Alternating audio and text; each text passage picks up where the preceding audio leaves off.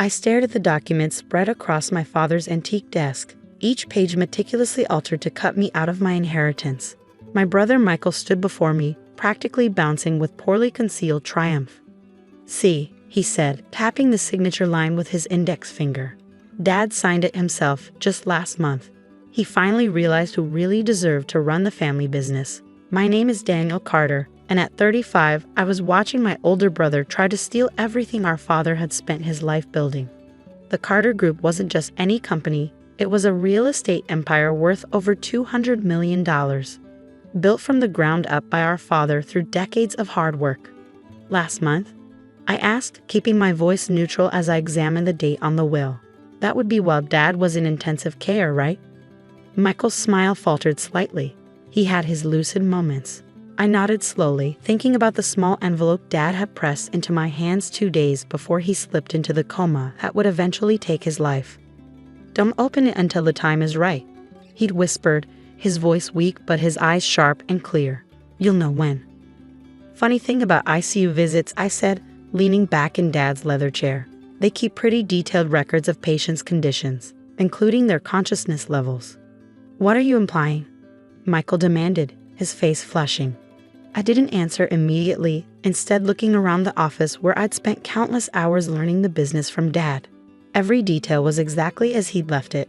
The scale model of our first major development on the credenza, the family photos on the walls, the ancient safe behind the monet print that Michael thought only he knew about. "I'm not implying anything," I finally replied. "I'm just surprised Dad managed to sign such an important document while he was heavily sedated and on a ventilator." Michael's hand twitched toward the will, but I was faster, sliding the papers into a folder. "I'll need to have our lawyers review these," I said calmly. "Standard procedure, you understand." "There's nothing to review," he snapped. "It's perfectly legal. Dad changed his mind about you running things. He saw how you were always questioning his decisions, always wanting to modernize and change everything. He knew I'd keep his legacy intact." I thought about the real conversations I'd had with Dad in those final months, about my plans to expand the company into sustainable development, about introducing technology that would streamline our operations. Far from rejecting these ideas, Dad had been excited about them. "You have vision, Danny," he'd said during one of our late-night strategy sessions. "Michael knows the old way of doing things, but you see where the industry is going." But Michael had never understood our father's true vision. To him, the Carter Group was a symbol of power, a way to throw his weight around in business circles. He'd never grasped that Dad's real legacy wasn't about buildings or profit margins. It was about creating something that would last, something that would make a difference in people's lives. "We should call a board meeting," Michael continued, straightening his designer tie. "Announce the changes. The sooner everyone knows I'm in charge, the better." I opened my laptop, pulling up my email. "Sure, we can do that. But first, let me show you something interesting I found in Dad's emails." Michael's face paled slightly. "You don't have access to his accounts." "Actually, I do. Dad gave me his password 6 months ago when he made me COO. He wanted me to start handling more of the day-to-day operations while he focused on his treatment." I turned the screen toward him, showing him an email chain from 3 months ago. It was between Dad and his oncologist, discussing the aggressive progression of his cancer and the likelihood that he would need intensive care soon.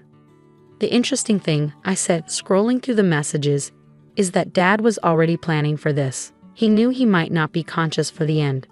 That's why he put everything in order back then." Michael's confident smirk had completely vanished now. "What are you talking about?" I reached into my desk drawer and pulled out another set of documents, the real will, dated and notarized 3 months ago. This is Dad's actual last will and testament. Notice how the signature matches his normal handwriting, unlike the shaky scrawl on your version. "That's an old draft," Michael said quickly, but I could see the panic rising in his eyes. Dad changed his mind. Did he, while he was unconscious, or did someone else change it for him? The silence in the room was deafening. Outside, I could hear the usual bustle of the office. Phones ringing, elevators dinging, life going on as normal while my brother's scheme unraveled before his eyes. "You always were his favorite," Michael finally spat. His face twisted with bitterness. Perfect Danny with his MBA and his innovative ideas. He never appreciated everything I did to keep things running the way he built them. That's where you're wrong, I said quietly. Dad appreciated both of us. He just understood our strengths and weaknesses better than we did. I stood up, walking to the print. Michael's eyes widened as I swung it aside, revealing the safe. How did you? Dad showed me where it was years ago, I said, spinning the dial with practiced ease. He wanted me to know where he kept the important things. Things like evidence of financial irregularities he discovered in some of our development projects. The safe opened with a soft click, and I removed a thick folder. Projects you were in charge of, Michael. Projects where money seemed to disappear into consulting fees and contractor overruns that Dad could never quite explain. Michael lunged for the folder, but I stepped back, keeping it out of his reach. Careful, I warned. Assaulting a company officer would look pretty bad on top of everything else. Michael sank into one of the leather chairs facing Dad's desk, his face ashen. You don't understand, he said, his voice barely above a whisper. I had to do it. The gambling debts. They were going to hurt me if I didn't pay. I set the folder down and opened it carefully. Inside were detailed records of every questionable transaction Michael had tried to hide over the past 5 years. Inflated contractor invoices, fake consulting fees, mysterious cash withdrawals. Dad had documented everything. How much? I asked, though I already knew the answer from Dad's meticulous notes. 3 million, Michael admitted, slumping further into the chair. Maybe 4. I lost count. I thought about the night 6 months ago when Dad had called me to his house. After he'd started his second round of chemotherapy, he'd been sitting in his study, surrounded by these same financial records. Danny, he'd said, his voice tired but determined, I need to show you something about your brother. That was the night I learned about Michael's gambling addiction, about the money he'd been siphoning from company projects to pay his debts. Dad had discovered it during a routine audit but had kept the information to himself, hoping to find a way to help Michael without destroying him. Your brother's always been driven by fear, Dad had explained. Fear of not measuring up, fear of losing control. That's why he gambles. He's trying to prove he can beat the odds, be the winner he thinks I wanted him to be. Now, watching Michael's carefully constructed facade crumble, I understood exactly what Dad had meant. The new will isn't the only document you forged, is it? I asked, pulling out more papers from the folder. There are transfer authorizations here, checks with Dad's signature, board resolutions, all from after he went into the ICU. Michael's hands began to shake. I was going to pay it back. Once I had control of the company, I could fix everything. By stealing my inheritance, by betraying Dad's wishes, I stood up and walked to the window, looking out over the city skyline Dad had helped shape. Did you really think you could get away with it? What choice did I have? Michael's voice cracked. They were threatening my family, my kids, Danny. What was I supposed to do? I turned back to face him, remembering something else Dad had told me during that late-night conversation. The true measure of a leader isn't how they handle success, but how they handle failure. You could have come to me, I said quietly, or to Dad before he got sick. We would have helped you. Right? Michael laughed bitterly. Perfect Danny to the rescue again. Is that what you want to hear? I pulled out the envelope Dad had given me just before his coma, the one he told me not to open until the time was right. Now was that time. Inside were 2 letters. The first was addressed to me. Dear Danny, if you're reading this, then everything has happened as I feared it might. Your brother's desperation has driven him to try something reckless, probably involving the company and his inheritance. I've known about Michael's gambling for longer than he realizes. I've watched him dig himself deeper and deeper, too proud or too ashamed to ask for help. I tried to protect him, to give him chances to come clean, but sometimes protecting someone means letting them face the consequences of their actions. The second letter in this envelope is for Michael. It contains something he needs more than money or power, the truth about why I made the choices I did.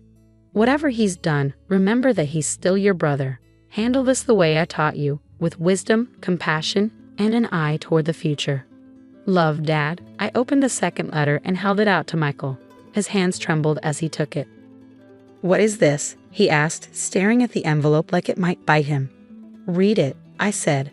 Dad wrote it for you, knowing this day might come. Michael's face went through a range of emotions as he read. Shock, shame, grief, And finally something that looked like acceptance. He knew, he whispered. He knew everything, and he still loved you. I finished. Of course he did. You're his son. Michael covered his face with his hands, and for the first time since we were kids, I saw my brother cry. The silence in Dad's office stretched on as Michael wiped his eyes, still clutching Dad's letter like a lifeline. Through the windows, the late afternoon sun cast long shadows across the room, making everything feel somehow more intimate, more raw. Want to tell me what Dad wrote?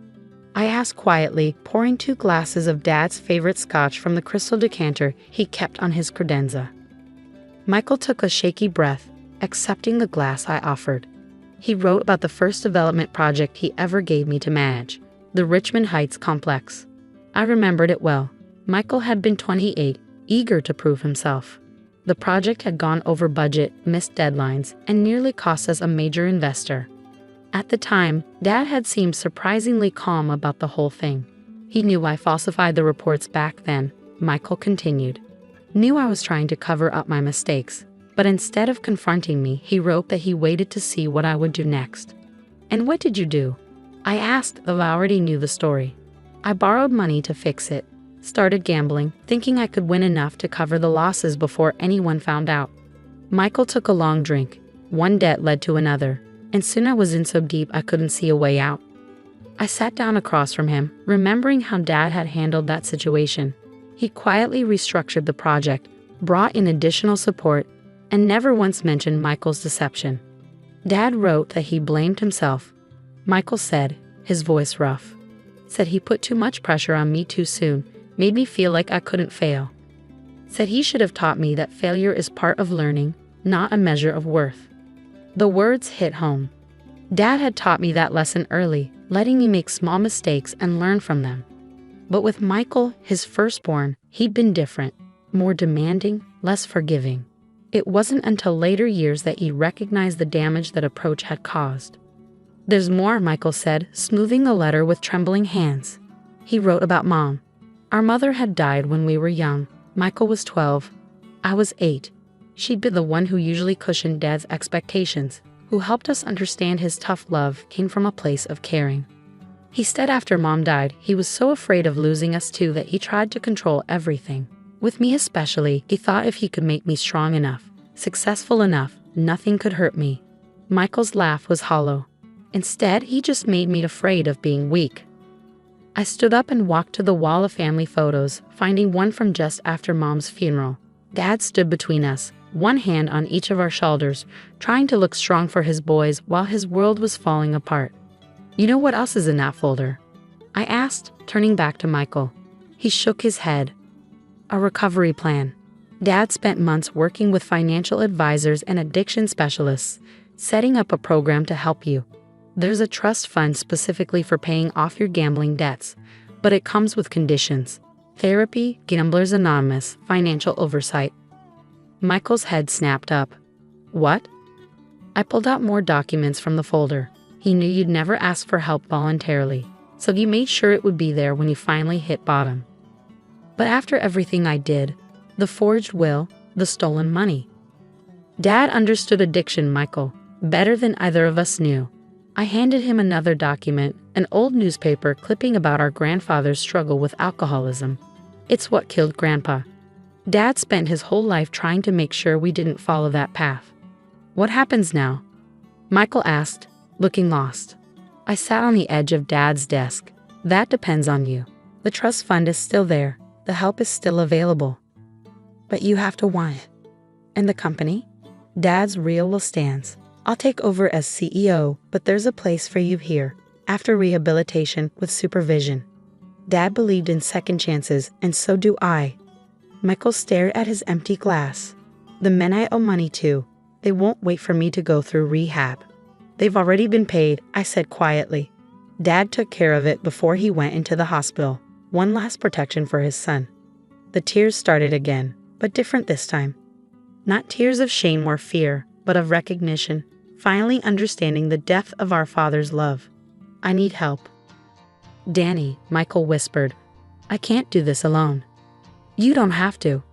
The next few months were hard. Michael entered a residential treatment program, while I took control of the Carter Group. We hired forensic accountants to track down every penny that had been misappropriated, setting up repayment plans where needed. The board was surprisingly supportive once they understood the situation. Many of them had worked with Dad for decades and recognized his philosophy in how we were handling things. 6 months later, I sat in what was now my office, looking at an email from Michael's therapist. He was doing well, taking his recovery seriously. He'd started mentoring other addicts, using his story to help them face their own demons. I opened Dad's safe. I kept it in the same place and pulled out one final letter he'd left. This one was addressed to both of us. My boys, if you're reading this, then the worst has happened, but also the best. The worst because your brother's addiction finally came to a head, but the best because you found your way through it together. Danny, I knew you would handle things with the wisdom and compassion I always saw in you. Your strength isn't in being perfect, it's in understanding that nobody is. Michael, my firstborn, I hope you finally understood that my love for you was never conditional on your success. Your worth isn't measured in achievements or failures, but in your capacity to learn and grow from both. Together, you two have the potential to take the Carter Group further than I ever could. Danny's vision combined with Michael's experience, once he's healthy again, could be extraordinary. But more importantly, you have the chance to heal what's been broken in our family for generations. The cycle of addiction, of hiding pain behind pride, of fathers and sons unable to show their love. It can end with you. Remember that buildings rise and fall, fortunes come and go, but family, real family, bound by love and understanding, that's what lasts. All my love, Dad. I folded the letter carefully and looked out at the city skyline. Somewhere out there, Michael was fighting his daily battle for recovery. Meanwhile, I was here, protecting what Dad had built while preparing it for the future. We weren't the same people we'd been when this all started. Maybe that was Dad's real legacy, not the company or the buildings, but the understanding that sometimes you have to break apart to come back stronger. I picked up my phone and dialed Michael's number. It was time for our weekly call, where we talked about everything and nothing, recovery and business, memories and hopes, the past we were healing and the future we were building. Dad had been right. Buildings rise and fall, but family endures.